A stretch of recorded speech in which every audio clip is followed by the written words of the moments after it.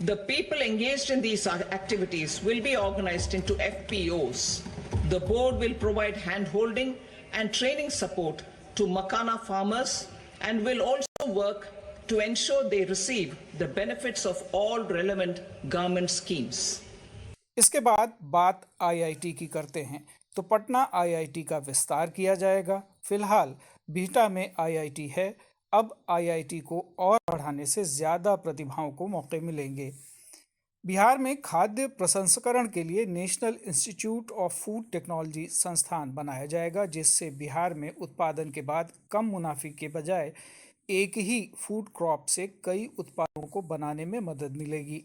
इससे किसानों को अपनी फसल की अच्छी कीमत मिलेगी। किसान क्रेडिट कार्ड से लोन की सीमा 3 लाख से बढ़ाकर 5 लाख रुपए कर दी गई है, जिससे किसानों को खेती में सामान खरीदने से लेकर बीज, खाद और यूरिया तक के लिए पूंजी की दिक्कत नहीं होगी। इससे किसानों का जीवन स्तर भी सुधरेगा। बिहार में ग्रीनफील्ड एयरपोर्ट बनाया जाएगा ताकि भविष्य की ज़रूरतों को पूरा किया जा सके। पटना एयरपोर्ट और बिहटा एयरपोर्ट के अलावा यह एक अलग प्रोजेक्ट होगा। Greenfield airports will be facilitated in Bihar to meet the future needs of the state. These will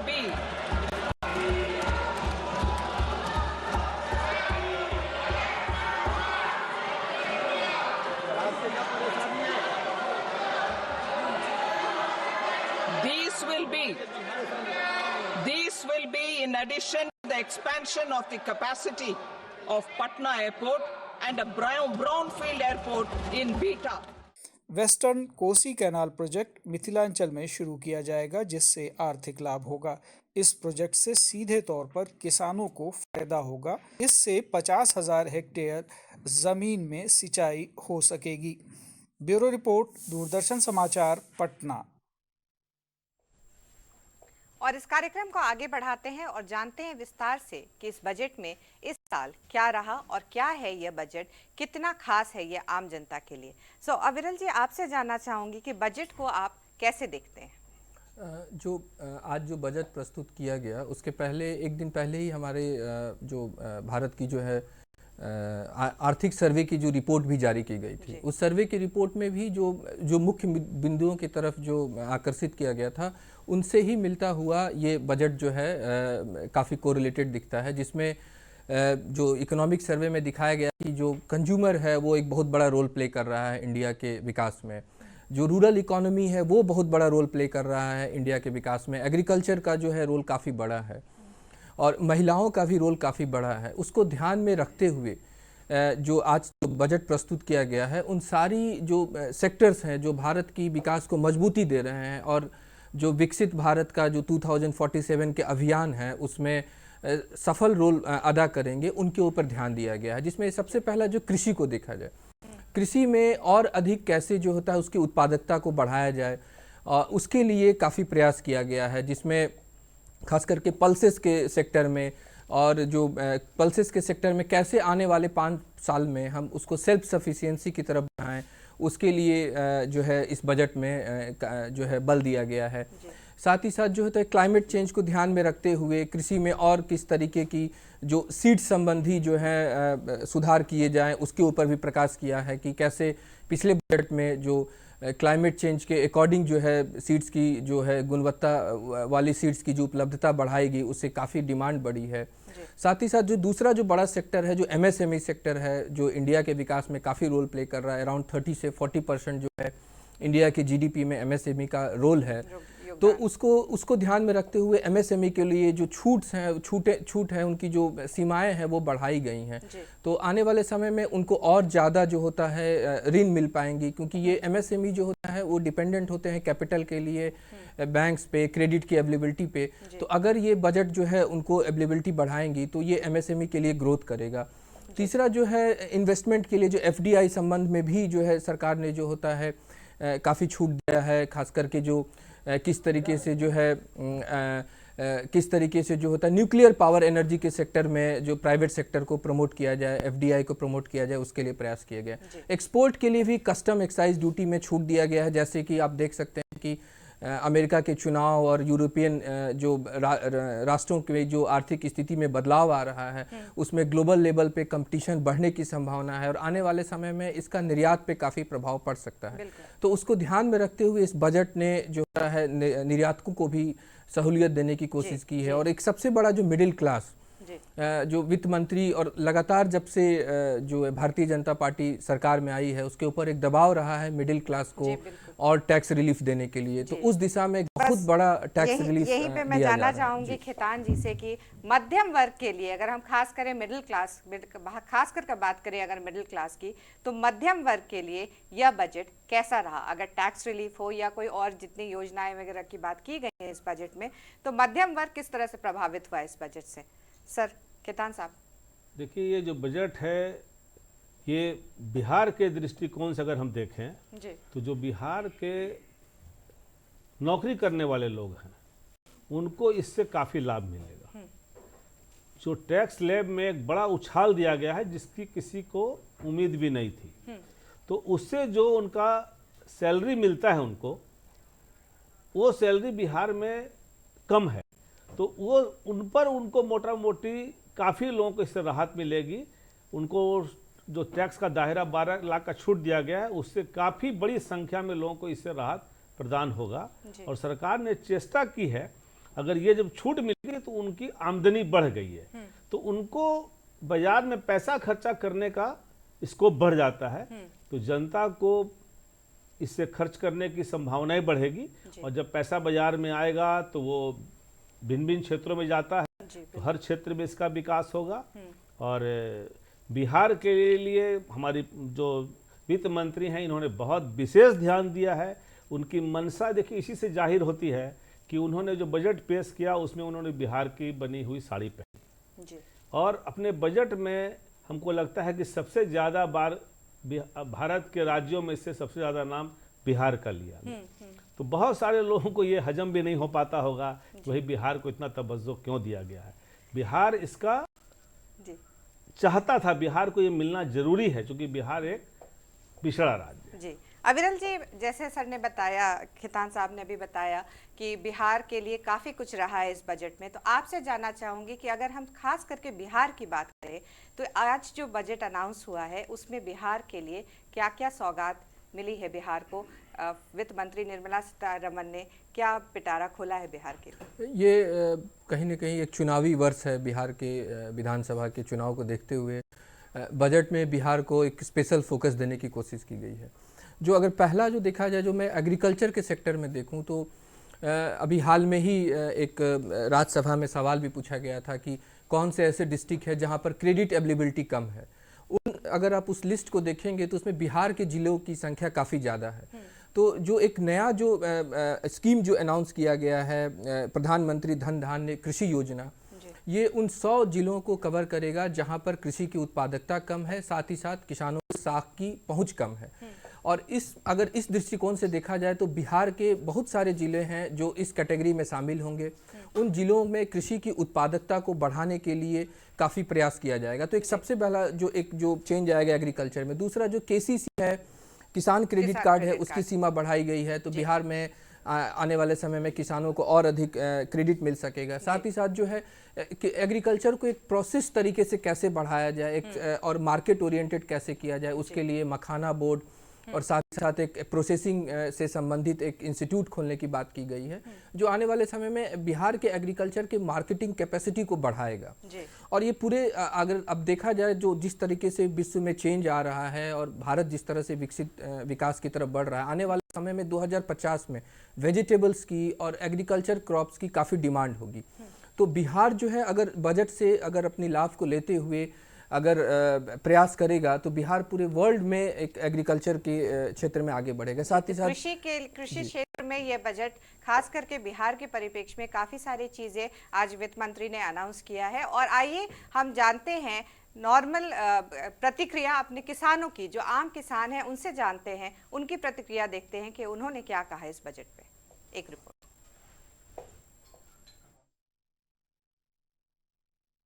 12 lakh तक का टैक्स इन्होंने जो फ्री किया है, यह हम मिडिल क्लास बिजनेसमैन के लिए एक बहुत बड़ा तोहफा दिया है। जो आज तक किसी सरकार ने ऐसा तोहफा नहीं दिया है। 12 लाख तक के टैक्स पर हम लोगों को जो कल तक 80,000 रुपये टैक्स देना पड़ता था, आज कहीं न कहीं वो 80,000 रुपया हमारे जीवन को समृद्ध करने के लिए बहुत काम आएगा। सीतारमन जी को बहुत बहुत धन्यवाद है आम आदमी को सहयोग करने के लिए और खास करके मिडिल क्लास व्यापारियों के लिए। और इनकम टैक्स जो पहले 7 लाख था वो 12 लाख किया गया, जो किसी तरह का कोई टैक्स इस पे स्लैब नहीं आता है, इसके लिए भी उनका बहुत बहुत धन्यवाद है। और हम 10 से 12 लाख का इनकम टैक्स से बेनिफिट कुछ मिला, 2 लाख का बेनिफिट मिला है, तो ठीक है। और बिहार के लिए भी अच्छा बजट मिला है, अच्छा मिला है फंड, तो हम लोग उससे खुश हैं। आम पब्लिक के लिए ठीक है, 2 लाख का है, हम लोग को रिबेट मिला है, उससे अच्छा है। किसान क्रेडिट कार्ड जो 3 लाख का बनता था, जिसे बढ़ा करके मोदी सरकार ने 5 लाख रुपया कर दिया है, जो कि किसान के हक में फ़ायदेमंद है। बीज खाद खरीदने में सुविधा होगी, इसके लिए मोदी सरकार को। तो ये हमने देखा कि किस तरह किसानों ने अपनी प्रतिक्रिया दी आम बजट के ऊपर। और आइए अब जुड़ते हैं हम अपने वरिष्ठ संवाददाता मधुरेश नारायण से, जो हमें बताएंगे और जिन्होंने एक खास बातचीत की है सुभाष पटवारी से, और जानते हैं इस बजट पे उनकी प्रतिक्रिया। मधुरेश जी। हाँ बिल्कुल, देखिए हम अभी किसानों की बात सुन रहे थे और बिहार में फूड प्रोसेसिंग इंडस्ट्री लगाने की बात कही गई है इस बजट में, और जिसका सीधा सीधा जो इम्पैक्ट है वो किसानों पे जाएगा। जो उपज खेत में आ रही है, जो फसल आ रहे हैं, उनके अच्छे प्राइस मिल पाएंगे अगर फूड प्रोसेसिंग इंडस्ट्रीज बिहार में होगी। हमारे साथ चैम्बर ऑफ कॉमर्स के अध्यक्ष सुभाष पटवारी जी हैं, इनसे जानते हैं कि क्या कुछ इम्पैक्ट पड़ेगा फूड प्रोसेसिंग इंडस्ट्रीज के आने से। क्या है कि लोगों को जानकारी नहीं है कि किस तरह से सेल्फ लाइफ एग्री प्रोडक्ट की बढ़ा सके। कुछ तो जो अनाज है वो तो सूखा लिए जाते हैं तो उनकी सेल्फ लाइफ बढ़ जाती है, लेकिन बहुत सारे पेरिसेबल जो प्रोडक्ट्स होते हैं जैसे सब्जियां वगैरह इतनी होती हैं कि कभी कभी किसान उनको खेत से निकाल के बेचने में भी अपने आप को असहज महसूस करते हैं। जैसे अभी यहाँ पर फूलगोभी जो हो रही है उसका कोई बायर ही नहीं, इतना हो रहा है कि बेचने में उनको कठिनाई हो रही है। अब सरकार का जो कदम है कि national institute of food technology, जिसमें एंटरप्रेन्योरशिप का भी स्किल डेवलपमेंट कराएंगे, मैन्युफैक्चरिंग भी देंगे, और उससे क्या होगा कि जो एग्री प्रोडक्ट है उनकी हम लोग सेल्फ लाइफ बढ़ा के पैकेजिंग करके, जहाँ पे वो सब्जियां नहीं होती है, मेजर तो सब्जियां का बहुत बड़ा महत्व है, रोल है, वो हम लोग उस जगह यहाँ से जा सकती है, तो जिससे यहाँ के किसानों को भी सुविधा मिलेगी। जो उनको नुकसान लग रहा है, जो सब्जी नहीं बेच पा रहे हैं वो बेच पाएंगे। तो एक बहुत प्रशंसनीय कदम है कि इसमें किसानों के बारे में सोचा गया है। अच्छा, बिहार में सबसे ज्यादा MSMEs हैं, मीडियम स्केल की इंडस्ट्री ज्यादा है, इस बजट का उन पर क्या इम्पैक्ट पड़ेगा? अभी तो नहीं कह सकते कि जो एग्जिस्टिंग है उन पर क्या इम्पैक्ट पड़ेगा, लेकिन जो एक्सपेंशन करेंगे या जो नए आएंगे, तो जो लिमिट बढ़ा दी गई है क्रेडिट गारंटी के लिए 5 करोड़ से 10 करोड़, और SC ST और वुमेन के लिए 15 करोड़ तक, स्टार्टअप के लिए 20 करोड़ तक, तो उन लोग को ऋण लेने में सुविधा होगी, और ये जो कोलेटरल सिक्योरिटी का झमेला नहीं होगा, तो वो अपना आराम से उनको ऋण मिलेगा। क्रेडिट गारंटी पे जो भारत सरकार की है उसका कुछ फीस जो लगता है 1% करीब, वो भी कम हुआ है, तो वो MSME का डेवलपमेंट अच्छे तौर पर काफी। जी, तो मधुरेश जी हमारे साथ जुड़ने के लिए बहुत बहुत धन्यवाद। और हम आगे बढ़ते हैं इस चर्चा की ओर और जानना चाहते हैं कि कृषि किस बाद अगर एक मजबूत स्तंभ है जो देश को आगे बढ़ाती है, तो वो है शिक्षा। शिक्षा के लिए इस साल इस बजट में क्या खास रहा, बिहार के लिए क्या कुछ अनाउंसमेंट्स हुई, इसके बारे में जानकारी लेना चाहूँगी खितान साहब से। सर, आपसे जानना चाहूँगी कि शिक्षा के क्षेत्र में यह कैसा रहा है यह बजट, और बिहार के लिए जैसे IIT के इंफ्रास्ट्रक्चर के सुधार में बातचीत की गई है, तो उस हिसाब से अगर देखें तो शिक्षा के लिए क्या खास है इस आम बजट में? देखिए, ये IIT का पटना में जो कहा गया है कि इसको हम लोग बढ़ाएंगे, तो इससे शिक्षा में बहुत बड़ा इसका प्रचार प्रसार, लोगों को जो युवा हैं उसको इनका लाभ मिलेगा। और बिहार का जो पिछड़ापन है वो दूर होगा।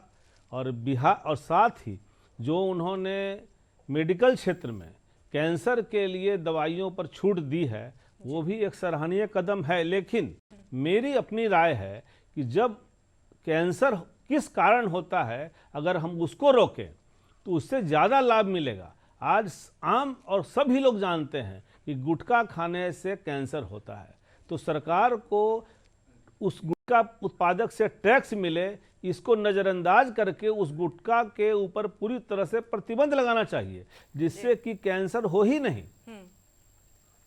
तो इस बजट में जैसा आपने बताया कि शिक्षा और खास करके स्वास्थ्य पे भी, जैसे कुछ मेडिकल उपकरण पे भी छूट दी गई है, साथ ही साथ 36 रक्षा सेवी लाइफ सेविंग ड्रग्स जो है उनमें भी कस्टम ड्यूटी वगैरह को माफ किया गया है, ताकि ये दवाइयाँ सस्ती हो सके और जो इन बीमारियों से जूझ रहे हैं उन्हें इलाज कराने में थोड़ी सुविधा हो सके। इसके अलावा जानना चाहूँगी कि महिलाओं के लिए, क्योंकि एक बहुत बड़ा सेगमेंट है महिला और युवा, जो कि आज हमारे देश में इनकी बहुत बड़ी पॉपुलेशन है, तो उसको ये बजट किस तरह से अफेक्ट करता है। अविरल जी, इसके बारे में कुछ बताएं कि क्या यह बजट महिलाओं के लिए किस तरह से ये खास रहा है। महिलाओं के दृष्टिकोण से देखा जाए जो टैक्स रिलीफ है, क्योंकि घर में जब टेक होम सैलरी बढ़ता है तो महिलाओं के पास खर्च करने की जो है क्षमता में वृद्धि होगी। तो जो टैक्स रिलीफ का एक जो बेनिफिट मिलेगा कि घर में टेक होम सैलरी बढ़ने जा रही है। दूसरा जो रिलीफ है कि एंटरप्रेन्योरशिप महिलाओं में कैसे बढ़े, उसको लेके भी इसमें जो है जो खास करके जो पहला फर्स्ट जो अगर एंटरप्रेन्योरशिप है, जो फर्स्ट टाइम जो एंटरप्रेन्योरशिप बनना चाह रहा है, उसमें महिलाओं को, खास करके SC ST वर्ग की महिलाओं को, उसको जो होता है स्पेशल सहायता देने की कोशिश की गई है। तो ये महिलाओं का जो इकोनॉमी में जो है जो पार्टिसिपेशन है वो आने वाले समय में बढ़ाएगा। जी, बिहार के इंफ्रास्ट्रक्चर की अगर बात करें तो एयरपोर्ट्स के लिए भी कुछ अनाउंसमेंट हुए हैं, ग्रीनफील्ड एयरपोर्ट्स के लिए, इस पे कुछ जानकारी देना चाहेंगे अभी? जी हाँ, जो जैसे एक शिक्षा में जैसे एक और चीज़ मैं जोड़ना चाहूँगा कि जितने भी जो मिडिल स्कूल है उसको जो होता है ब्रॉडबैंड सर्विसेज से कनेक्ट किया जाएगा। और अभी असर की रिपोर्ट में भी दिखाया गया है कि बिहार में एजुकेशन का जो इम्पैक्ट है वो बढ़ा है, खास करके जो मिशन दक्ष है उसकी भी काफ़ी पॉजिटिव जो है रिस्पॉन्स आए हैं। तो ये जो है खासकर ये जो है आने वाले समय में बिहार को एक पूरे इंडिया में एक रोल मॉडल के रूप में इमर्ज कराएगा। और इसका एयरपोर्ट क्या ग्रीनफील्ड एयरपोर्ट्स का भी अनाउंसमेंट हुआ है, जिसमें बिहार के 2 एग्जिस्टिंग एयरपोर्ट पटना और बिहटा एयरपोर्ट का विस्तार किया जाएगा, और साथ में ग्रीनफील्ड एयरपोर्ट्स की भी अनाउंसमेंट की गई है कि बिहार में कुछ एयरपोर्ट्स को स्टार्ट किया जाएगा। तो ऑलरेडी जो बिहटा और बिहटा का नया एयरपोर्ट बन रहा है और पटना में एक्सपेंशन हो रहा है, उसके अतिरिक्त जो है ग्रीनफील्ड एयरपोर्ट जो है आने वाले समय में टूरिज्म को और प्रमोट करेगा। कनेक्टिविटी अच्छी हो जाएगी बिहार के लोगों के लिए, आना जाना सुविधाजनक हो जाएगा, और खास करके यह टूरिज्म को बहुत बढ़ावा देगा। और एक बार जब टूरिज्म बढ़ेगी क्षेत्र में, तो उसके साथ ही जुड़े हुए सारे सेक्टर्स जो हैं वो अपने आप फ्लरिश करने लगेंगे। तो ओवरऑल अगर हम बात करें तो बजट जो है वो आम जनता के लिए अभी देखकर तो लग रहा है कि बजट जो है वो काफ़ी मिडिल क्लास को खास करके केटर किया गया है, और अभी तक बहुत पॉजिटिव रिस्पांस मिले हैं बजट के ऊपर, जैसे हमारे विशेषज्ञों ने भी बताया। और अब हम इस डिस्कशन को, इस चर्चा को कुछ देर में अब इसको विराम देंगे, और हम बहुत बहुत धन्यवाद देना चाहते हैं अपने गेस्ट का, अविरल पांडे जी और साथ में श्री रामलाल खेतान जी का, कि आप लोग आए और इस परिचर्चा में हमारा साथ दिया और बजट के बारे में इतने डिटेल्स में आपने जानकारी दी। आप लोगों का बहुत बहुत धन्यवाद। और मैं अनुभा सिन्हा आपसे अब इजाज़त लेना चाहती हूँ, और हम फिर जुड़ेंगे आपके साथ, और बजट पर चर्चा DD बिहार पे जारी रहेगी। तब तक के लिए नमस्कार।